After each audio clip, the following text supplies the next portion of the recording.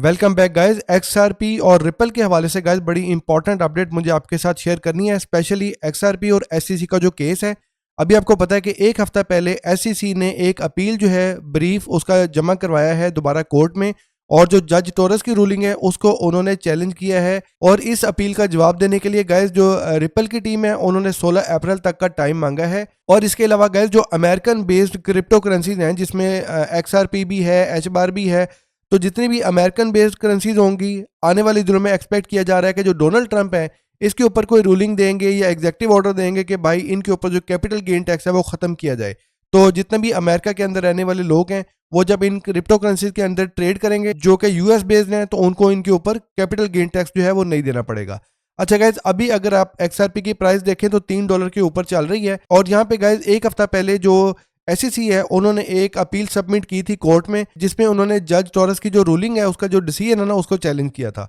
तो जज टॉरस जो थी उन्होंने एक फैसला दिया था 2023 में जिसमें उन्होंने कहा था कि एक्सआरपी रिपल की जो सेल्स हुई है, इंस्टीट्यूशनल सेल्स जो उन्होंने ओवर द काउंटर सेल की है या जो इंस्टीट्यूशंस को सेल की है, उन्होंने कहा था कि वो जो है एज ए सिक्योरिटी है, लेकिन वो सारी सेल्स जो रिटेल को की गई है, जो एक्सचेंजेस के थ्रू एक्सआरपी सेल हुए हैं, वो एज अ सिक्योरिटी नहीं कंसीडर की जाएगी। ठीक है, तो ये जो रूलिंग थी गाइज ये 2023 में एक्सआरपी के हवाले से और पूरी क्रिप्टो के हवाले से बड़ी एक ठंडी हवा का झोंका जो था ना वो क्रिप्टो के लिए साबित हुआ। और अभी रिसेंटली जो एसईसी ने अपना ब्रीफ फाइल किया है वो यही किया है कि जो जज टोरस का फैसला है उसको ये चैलेंज कर रही है। और इस चैलेंज का जवाब देने के लिए जो रिपल की टीम है उन्होंने 16 अप्रैल तक का जो टाइम है वो मांग लिया है। ठीक है, और गाइज अभी आपको पता है कि गैरी गैंसलर चले गए हैं जिन्होंने काफी ज्यादा क्रिप्टो के ऊपर प्रेशर डाली रखा था, और अब नए एसईसी के चेयरमैन आए हैं जो कि प्रो क्रिप्टो हैं। तो यहाँ पे पूरी क्रिप्टो मार्केट के जो लोग हैं वो इसके ऊपर बैट कर रहे हैं कि जो नए प्रो क्रिप्टो एसईसी के चेयरमैन आए हैं एक्सआरपी को कोई रिलीफ देंगे, क्योंकि XRP American based crypto currency है, और शायद जो एसईसी के नए चेयरमैन आए हैं ये अपना केस जो है वो विदड्रॉ कर लें। ठीक है,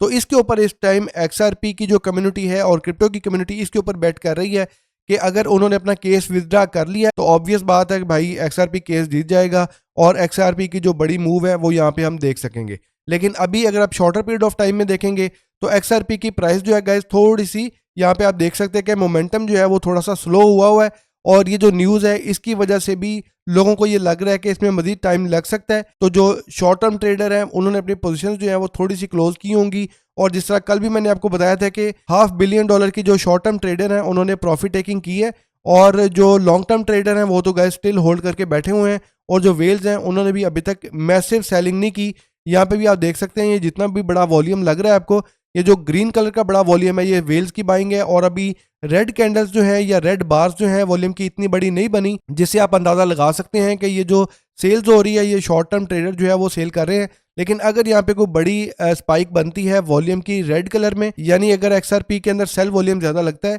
तो एक्सआरपी में थोड़ा सा बियर प्रेशर आ सकता है। लेकिन गाइज अगर आप डेली के टाइम फ्रेम में देखेंगे तो XRP still 50 period moving average के ऊपर ही ट्रेड कर रहा है। और इसके अलावा गाइज एक्सआरपी 12 घंटे के टाइम फ्रेम में अगर आप देखेंगे तो यहाँ पे ये जो बॉलिंजर बैंड है ये मजीद स्क्वीज होता जा रहा है। तो आपको पता है जब भी बॉलिंजर बैंड स्क्वीज होता है तो इसका जो एक ब्रेकआउट का डिसीजन है ना वो बहुत जल्द होना होता है, या तो मार्केट पंप हो जाती है या मार्केट डंप हो जाती है। यहाँ पे भी आप देख सकते हैं जब पहले भी ये स्क्वीज हुआ था तो एक्सआरपी पंप हुआ था, और अभी दोबारा ये काफी स्क्वीज हो रहा है। लेट्स सी गाइज अगर इस हवाले से मार्केट में कोई सेंटीमेंट चेंज होता है या कोई पॉजिटिव न्यूज़ आती है एक्सआरपी में, तो गाइज एक्सआरपी का जो टेक्निकल है वो स्टिल स्ट्रॉन्ग है, एक्सआरपी के जो बुल्स हैं वो स्टिल स्ट्रॉन्ग है, और अभी तक एक्सआरपी का जो यहाँ पे ट्रेंड है वो रिवर्स नहीं हुआ, लेकिन एक्सआरपी स्टिल बड़े की पोजीशन पे खड़ा हुआ है जहाँ पे किसी भी टाइम कोई बड़ी ब्रेकिंग न्यूज इस कॉइन को पंप और डंप कर सकती है। ठीक है, और यहाँ पे भी गाइज आप देख सकते हैं कि एक्सआरपी का एक बुल फ्लैग भी आप कह लें ये बना हुआ है, इसके अंदर ही एक्सआरपी की प्राइस मूव हो रही है। यहाँ आप इसको एक्सआरपी का एक डिसेंडिंग चैनल पैटर्न भी कह सकते हैं